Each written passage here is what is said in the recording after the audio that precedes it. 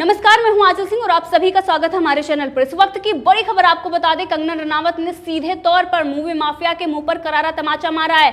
जिस तरीके से महाराष्ट्र सरकार कंगना रनावत के पीछे जो हाथ धोकर पड़ी हुई है, क्योंकि अगर देखें तो कंगना रनावत के ऑफिस से लेकर उनके घर से जिस तरीके से उनको धमकियां दी जा रही है, लगातार शिवसेना रणनीति बना रही है। मानसून सत्र पर भी इस बारे में वो चर्चा करवाना चाह रही है। अब इस पर कंगना रनावत ने पलटवार करते हुए ये कहा है कि जो मूवी माफिया है, भले ही वो अपने पावरफुल फ्रेंड यानी कि इसमें जो महाराष्ट्र सरकार है शिवसेना, उसका इस्तेमाल कर सके और उसके जरिए मेरा मुंह तोड़ सके, जो जबड़ा तोड़ने की उनकी बात कही गई थी, या फिर उनका घर तोड़ दें और या उनको खत्म कर दें। लेकिन उनका जो ये खात्मा है, ये एक नई शुरुआत है। ये बड़ी बात कंगना रनावत ने कही और उन्होंने कहा है कि अगर आप मुझे यहाँ पर खत्म करते हैं तो मैं कहीं ना कहीं फिर से खड़ी हो जाऊंगी। ये कंगना रनावत का बड़ा चैलेंज, और जिस तरीके से उनको लगातार धमकी दी जा रही थी, अब कंगना रनावत ने पलटवार करते हुए मुंहतोड़ जवाब मूवी माफिया और महाराष्ट्र सरकार को दिया है। क्योंकि लगातार जिस तरीके से कंगना रनावत ड्रग्स माफिया और मूवी माफिया के खिलाफ बोल रही थी और जो चीजें वो सबके सामने ला रही थी, और उसी के हिसाब हमने देखा है कि सबूत भी मिले हैं। ये सिर्फ और सिर्फ बयानबाजी और दावे नहीं थे, जो दावे थे वो 100% सच्चे दावे थे। क्योंकि कंगना रनावत इन लोगों के माहौल के बीच में रह चुकी हैं और इसीलिए वो खुलासा कर रही थी। लेकिन अब पूरी महाराष्ट्र सरकार उनको दबाने की कोशिश, और जितने भी लोग हैं जो मूवी माफिया, ड्रग्स माफिया, वो महाराष्ट्र सरकार के साथ मिलकर किस तरीके से कंगना रनावत के खिलाफ खड़े हो गए हैं। अभी तक ट्विटर पर, सोशल मीडिया पर, महाराष्ट्र की सड़कों पर पेंटिंग बनाकर कंगना रनावत को टारगेट किया जा रहा था। लेकिन अब बीएमसी यानी कि सरकार सीधे तौर पर खुलेआम वो आ चुकी है और उनके ऑफिस में पहुंच गई है। उनके घर पर किस तरीके से धमकियां आ रही हैं।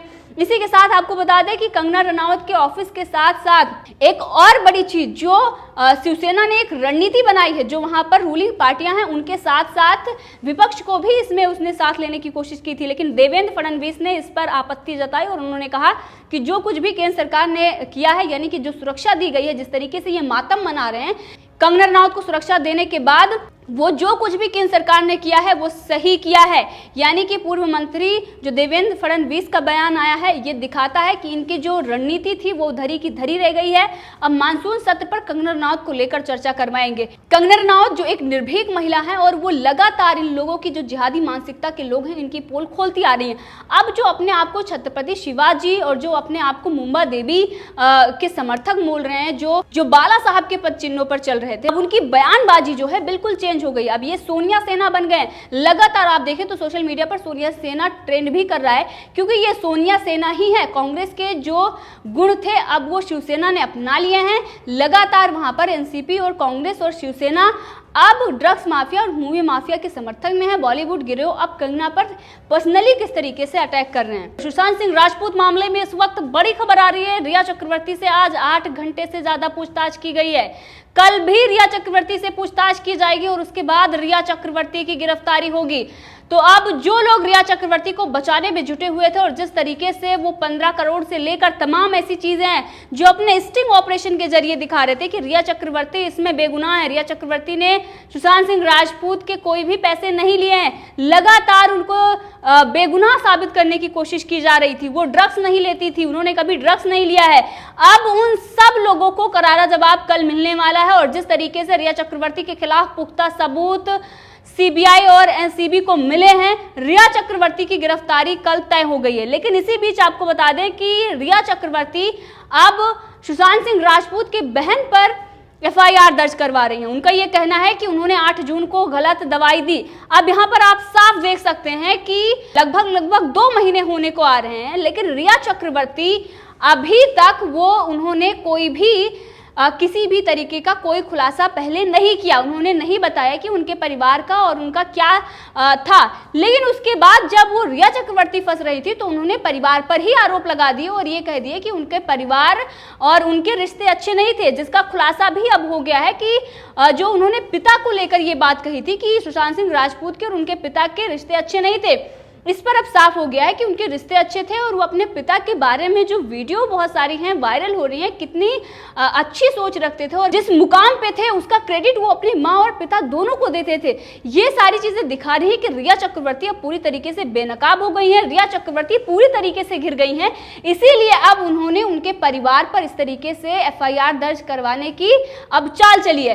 लेकिन इससे पहले हम आपको बता दें कि ये पीआर टीम का भी हिस्सा हो सकता है, क्योंकि आपने देखा कि सुशांत सिंह राजपूत मामले में उनके परिवार पर भी रिया चक्रवर्ती कुछ दिन पहले ही एफआईआर दर्ज करवाने जा रही थी और ये कह रही थी कि उनके पिता ने पहले कुछ और बयान दिया था, परिवार को उनके डिप्रेशन के बारे में पता था, उन्होंने गलत जानकारी दी, यहाँ पर आकर उन्होंने गलत बयान किया और उसके बाद जब विकास सिंह जो सुशांत सिंह राजपूत के पिता के वकील हैं उन्होंने आकर प्रेस कॉन्फ्रेंस की और उसके बाद ये साफ हो गया कि ये सारी चीजें झूठ थी।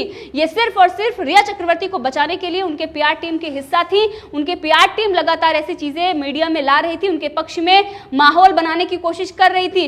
तो ये बात भी पीआर टीम ने ही की होगी और रिया चक्रवर्ती के पक्ष में माहौल बनाने के लिए ही किया जा रहा है कि उनके बहन पर एफआईआर आप दर्ज करने की बात कहें और हम मीडिया में चलाते हैं। तो ये सारी चीजें जो आ रही हैं, अब रिया चक्रवर्ती पूरी तरीके से फंस गई है। कल उनकी गिरफ्तारी है और इसीलिए आज ही वो जा रही हैं एफआईआर दर्ज करवाने सुशांत सिंह राजपूत के बहन पर। मुद्दा उन्होंने लिया है कि 8 जून को जो उनको दवाई दी गई थी वो दवाई गलत थी, लेकिन उनकी जो अभी तक तो सुसाइड कहा जा रहा था, आत्महत्या कहा जा रहा था, वो डिप्रेशन में थे। अब आखिर जो दवा दी गई इसकी बात ये क्यों कर रही है रिया चक्रवर्ती, जब इतने दिनों से सुशांत सिंह राजपूत के पिता ने ये साफ किया कि रिया चक्रवर्ती जहर देती थी मेरे बेटे को और ये साफ हो गया कि जो दवाइयाँ सुशांत सिंह राजपूत को दी जा रही थी, चाहे वो ड्रग्स थी या दवाई, जो कुछ भी उनको दिया गया वो नुकसान कर रहा था या फिर उनकी मानसिक जो स्थिति उनकी बिगड़ी है या कुछ भी जो कुछ भी हुआ है वो उससे भी हो सकता है, ऐसी बातें आ रही थी। अब रिया चक्रवर्ती को जब लग रहा है कि जब सारी चीज़ें खुलकर सामने आएंगी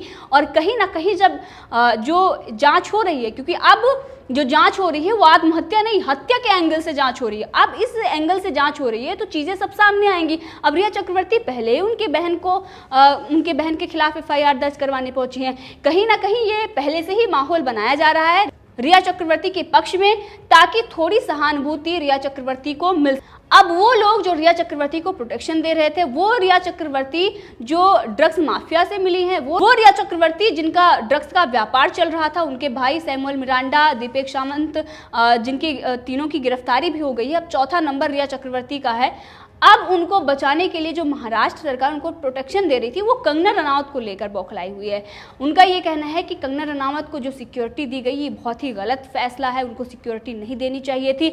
एक दोषी जिसके खिलाफ पुख्ता सबूत मिल गए हैं, जिससे लगातार सीबीआई और एनसीबी पूछताछ कर रही है, उसको प्रोटेक्शन देना कितना जायज है? क्या ये महाराष्ट्र सरकार बताएगी? नहीं बताएगी, क्योंकि महाराष्ट्र सरकार यहाँ पर बेबी पेंगुइन को बचाने की कोशिश कर रही है। अब बेबी पेंगुइन क्या है, कौन है, ये जनता जान चुकी है। यहाँ पर इससे पहले जिसने बेबी पेंगुइन का नाम लिया था उनके खिलाफ एफआईआर हो गई थी। महाराष्ट्र सरकार बेबी पेंगुइन को ही बचाने की कोशिश कर रही है, लेकिन जनता समझदार है, वो समझ चुकी है कि महाराष्ट्र सरकार इतना क्यों बौखलाई हुई है। संजय राउत और शरद पवार से लेकर जो अर्णव गोस्वामी की आवाज को बंद कराने की कोशिश कर रहे हैं, अर्णव गोस्वामी लगातार अपने लाइव शो में महाराष्ट्र सरकार को चुनौती दे रहे हैं कि आकर सामने आइए और डिबेट करिए। यहाँ तक कि आज ही अर्णव गोस्वामी ने पूछता है भारत में ये कहा है कि जिस तरीके से इन लोगों ने ड्रग्स माफिया और मूवी माफिया को शरण दे रखी है, जिस तरीके से उनको लगातार बचाया जा रहा है, उनके खिलाफ जब कंगना रनावत ने बोला तो उनके पीछे हाथ धोकर महाराष्ट्र सरकार पड़ गई। आप देख रहे हैं जो उनका ऑफिस है उस पर किस तरीके से अटैक किया जाता है और बीएमसी वाले वहां पर पहुंच जाते हैं। ये सारी चीजें दिखा रही हैं कि सिर्फ और सिर्फ बौखलाहट है महाराष्ट्र सरकार के अंदर। जो उसके पकड़े जाने का डर है उससे पहले, यानी कि किसी का खात्मा जब नजदीक आता है तो वो बहुत ही फड़फड़ाता है। अब इसीलिए महाराष्ट्र सरकार इस तरीके से फड़फड़ा रही है। रिया चक्रवर्ती को बचाने की कोशिश, रिया चक्रवर्ती को बेचारी अबला और वहीं पर कंगना रनावत पर पर्सनली अटैक, उनको गाली गलौज, उनके ऑफिस पर अटैक। अब ये सारी चीजें हो रही हैं, ये सारी चीजें बिल्कुल और सरासर गलत। रिया चक्रवर्ती जो एफआईआर दर्ज करवाने जा रही थी, पहले भी इन्होंने नाटक किया था प्यार मोहब्बत का कि सुशांत सिंह राजपूत से वो बहुत प्यार करती थी और उनकी जो गुनाह उनका जो था वो सिर्फ इतना था कि वो सुशांत सिंह राजपूत से प्यार करती थी, यही उनका सबसे बड़ा गुनाह था। और अभी उनके वकील का भी यही बयान आया। उन्होंने कहा कि वो सुशांत सिंह राजपूत से प्यार करती थी और वो उसकी सजा भुगतने के लिए तैयार हैं। प्यार करना गुनाह है तो उनको गिरफ्तार कर लीजिए। अब ये जो एनसीबी पूछताछ कर रही है, ड्रग्स मामले में वो फंस रही हैं और उसके बाद उनकी गिरफ्तारी हो रही है, तो पूरे मामले को और पब्लिक से थोड़ी सी सहानुभूति गेन करने के लिए ये सारा विक्टिम कार्ड खेला जा रहा है। इससे पहले बड़े बड़े आरोपियों को बचाने के लिए ये विक्टिम कार्ड खेले गए हैं, लेकिन अब ये रिया चक्रवर्ती जो लगातार इनसे सीबीआई और एनसीबी पूछताछ कर रही है और बड़े बड़ी चीजें अब सामने आएंगी, क्योंकि कल जो पूछताछ होगी और उसके बाद रिया चक्रवर्ती की गिरफ्तारी होगी।